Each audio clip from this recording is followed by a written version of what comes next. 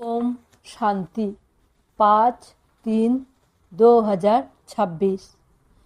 बाबा आज कह रहे हैं, मीठे बच्चे, बाप को ज्ञानी तो आत्मा बच्चे ही प्रिय है। इसीलिए बाप समान मास्टर ज्ञान सागर बनो। प्रश्न है, कल्याणकारी युग में बाप सभी बच्चों को कौन सी स्मृति दिलाते हैं? उत्तर है, बच्चे, तुम्हें अपना घर छोड़े 5000 वर्ष हुए हैं। तुमने 5000 वर्ष में 84 जन्म लिए।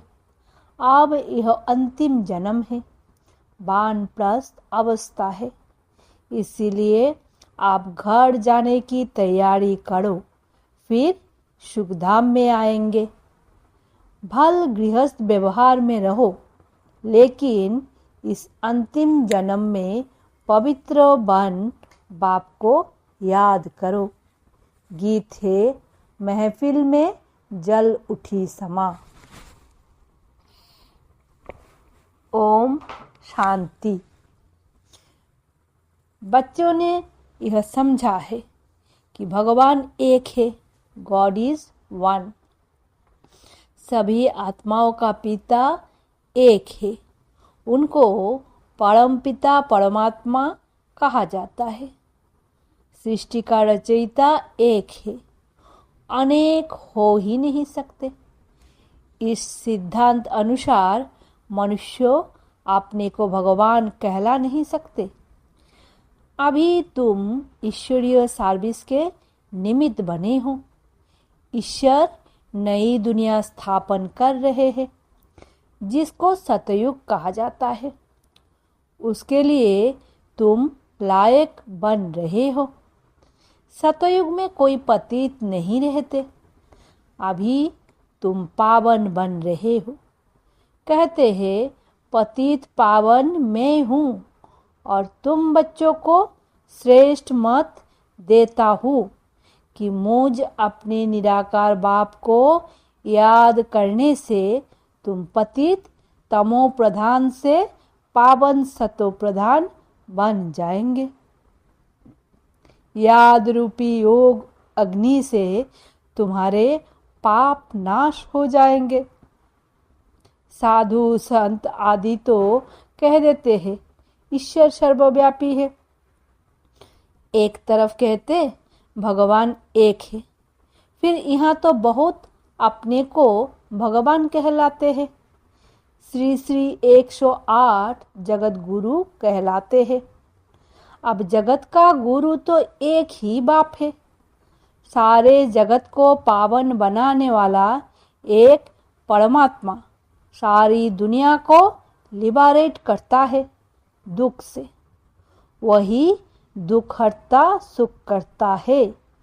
मनुष्य को यह नहीं कहा जा सकता है। ये भी तुम बच्चे समझते हो। यह है ही पतित दुनिया। सब पतित है। पावन दुनिया में है जथा महाराजा महारानी तथा प्रजा। सतयुग में पूज्य महाराजा महारानी होते, फिर भक्ति मार्ग में पुजारी बन जाते हैं। सतयुग में जो महाराजा महारानी हैं, उनकी जब 2 कलाएं कम होती है तो राजा रानी कहा जाता है। ये सब बातें डिटेल की है, नहीं तो 1 सेकंड में जीवन मुक्ति। बाप समझाते हैं, बाल गृहस्थ व्यवहार में रहो, परंतु यह अंतिम जन्म पवित्र रहो। अब वानप्रस्थ अवस्था है। वानप्रस्थ व शांतिधाम एक ही बात है। यहाँ आत्माएं ब्रह्मो तत्व में रहती है, जिसको ब्रह्मांड कहते हैं। वास्तव में आत्माएं कोई अंडे मिसाल नहीं है। आत्मा तो स्टार है। बाबा ने समझाया है, जो भी आत्माएं हैं इस ड्रामा में एक्टर्स है। जैसे एक्टर्स नाटक में ड्रेस बदलते हैं, भिन्न भिन्न पार्ट बजाते हैं, यह भी बेहद का नाटक है। आत्माएं इस सृष्टि पर पांचों तत्वों के बने हुए शरीर में प्रवेश कर पार्ट बजाती है, शुरू से लेकर। परमात्मा और ब्रह्मा, विष्णु, शंकर सब एक्टर्स है। नाटक में भिन्न भिन्न प्रकार की ड्रेस मिलती है पार्ट बजाने। घर में आत्माएं सब शरीर के बिगड़ रहती है, फिर पांचों तत्वों का शरीर तैयार होता है, तब उनमें प्रवेश करती है। 84 शरीर मिलते हैं तो नाम भी इतने बदलते हैं। आत्मा का नाम एक है। अब शिव बाबा तो है ही पतित पावन, उनको अपना शरीर नहीं है, शरीर का आधार लेना पड़ता है। कहते हैं मेरा नाम शिव ही है, भल पुराने शरीर में आता हूँ। इनके शरीर का नाम अपना है, इनका व्यक्त नाम है, फिर अव्यक्ति नाम पड़ा है। एक धर्म वाला दूसरे धर्म में जाता है तो नाम बदलता है। तुम भी शूद्र धर्म से बदल ब्राह्मण धर्म में आए हो तो नाम बदला है। तुम लिखते हो शिव बाबा थ्रू ब्रह्मा बाबा। शिव बाबा परमपिता परमात्मा है, उनका नाम नहीं बदलता है। शिव बाबा ब्रह्मा द्वारा स्थापना कर रहे हैं आदि सनातन देवी धर्म का, देवी देवता धर्म की, जो प्राय लोप हो गया है। जो पावन पूज्य थे वो ही पतित पुजारी बनते हैं। 84 जन्म पूरे किए हैं, अब फिर से देवी देवता धर्म स्थापन होता है। गाया हुआ है परमपिता परमात्मा आकर ब्रह्मा द्वारा फिर से स्थापना कराते हैं, तो ब्राह्मण जरूर चाहिए। ब्रह्मा और ब्राह्मण कहाँ से आए? शिव बाबा आकर ब्रह्मा द्वारा एडप्ट कराते हैं, कहते हैं तुम हमारे हो। शिव बाबा के बच्चे तो हो ही, फिर ब्रह्मा द्वारा पौत्र हो जाते हो। पिता तो एक है सारी प्रजा का।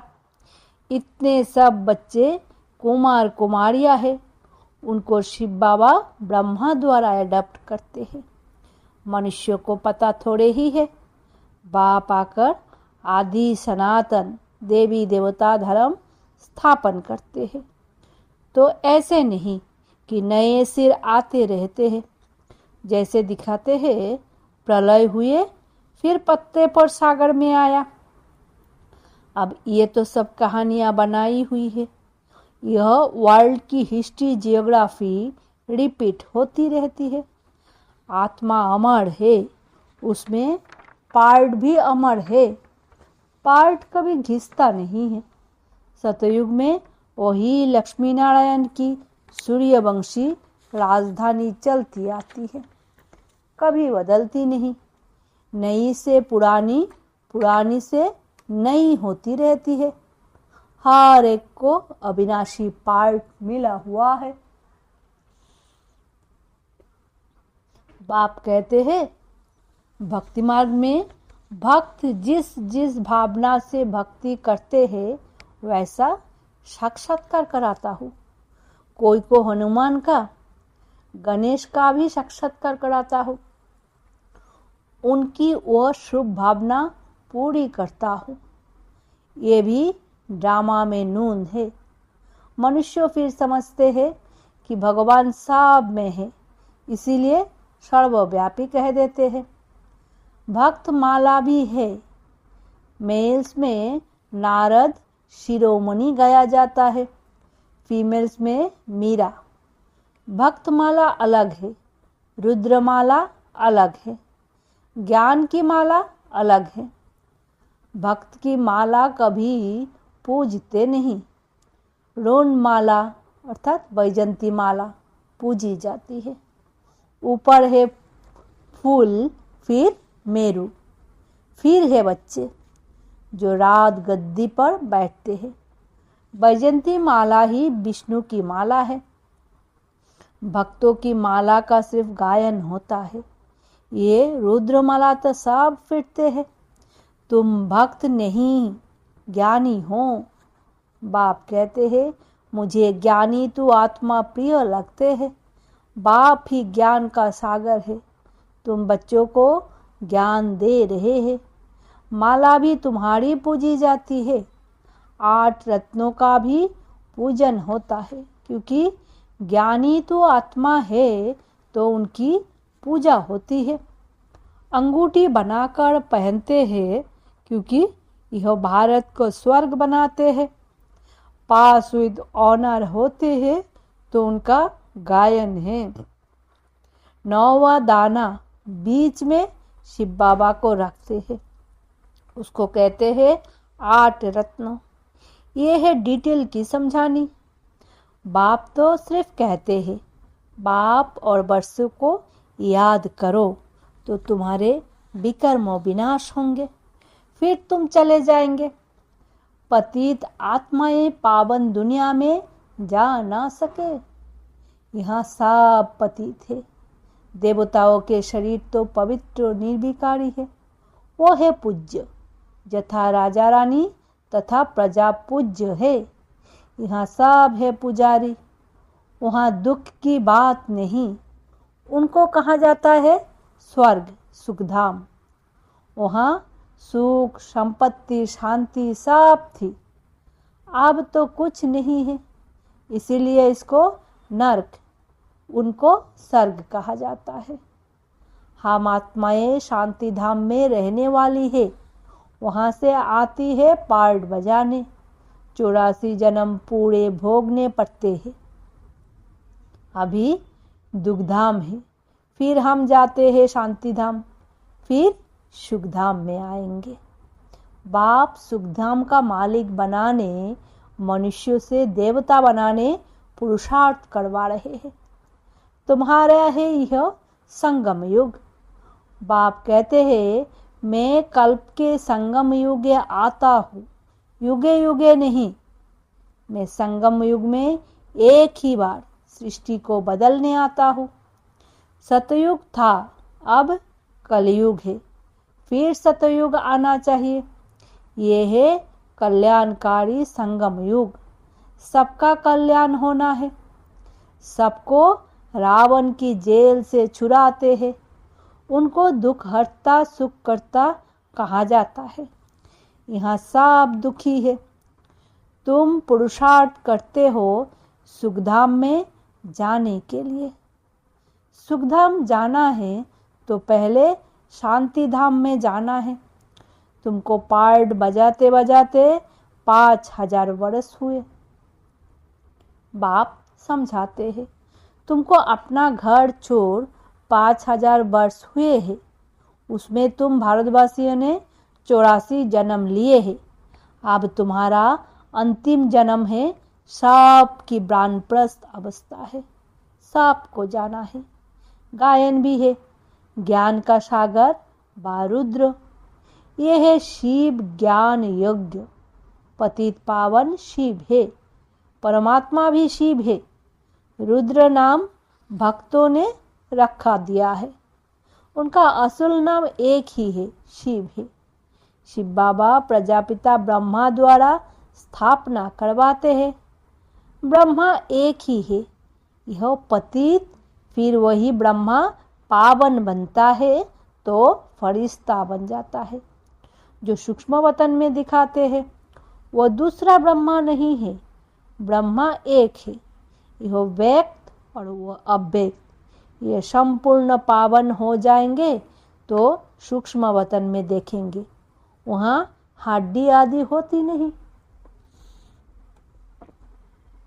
बाबा ने समझाया था जिस आत्मा को शरीर नहीं मिलता है वो भटकती रहती है। उनको भूत कहते हैं। जब तक शरीर मिले तब तक भटकती है। कोई अच्छी होती है, कोई बुरी होती है। तो बाप हर एक बात की समझानी देते हैं। वो ज्ञान का सागर है तो जरूर समझाएंगे ना। 1 सेकंड में जीवन मुक्ति है। अल्फ और वे को याद करो तो सेकंड में जीवन मुक्ति का वर्षा मिलेगा। कितना सहज है। नाम ही है सहज राजयोग। वह समझते हैं भारत का युग ये था, परंतु वो सन्यासियों का हठ योग है। ये तो बिल्कुल ही सहज है। योग माना याद, उनका है हठ योग, ये है सहज। बाप कहते हैं मुझे इस प्रकार याद करो। कोई लॉकेट आदि लगाने की दरकार नहीं है। तुम तो बच्चे हो बाप के। बाप को सिर्फ याद करो। तुम यहाँ पार्ट बजाने आए हो। अब सबको वापिस घर जाना है, फिर वही पार्ट बजाना है। भारतवासी है सूर्यवंशी, चंद्रवंशी, वैश्यवंशी, शूद्रवंशी बनते हैं। इस बीच में और धर्म वाले भी आते हैं। 84 जन्म तुम लेते हो, फिर तुमको ही नंबर 1 में जाना है। फिर तुम सतयुग में आएंगे तो और सभी शांति धाम में होंगे। और धर्म वालों के वर्ण नहीं है, वर्ण भारत के ही है। तुम ही सूर्यवंशी चंद्रवंशी बने थे, अभी ब्राह्मण वर्ण में हो, ब्रह्मावंशी ब्राह्मण बने हो। ये सब बातें बाप बैठ समझाते हैं। जिनकी बुद्धि में धारणा नहीं हो सकती उनको कहते हैं सिर्फ बाप को याद करो। जैसे बाप को जानने से बच्चे को मालूम पड़ जाता है यह मिल्कियत है। बच्ची को तो वर्षा नहीं मिलता है। यहाँ तुम सब शिव बाबा के बच्चे हो, सबका हक है। मेल अथवा फीमेल सबका हक है। सबको सिखाना है शिव बाबा को याद करो। जितना याद करेंगे उतना विकर्म विनाश होंगे, पतित से पावन बनेंगे। आत्मा में जो खाद पड़ी है वो निकले कैसे? बाप कहते हैं योग से ही तुम्हारी खाद खत्म हो जाएगी। यह पतित शरीर तो यहाँ ही छोड़ना है, आत्मा पवित्र बन जाएगी। सब मच्छर सदृश जाएंगे। बुद्धि भी कहती है सतयुग में बहुत थोड़े होते हैं।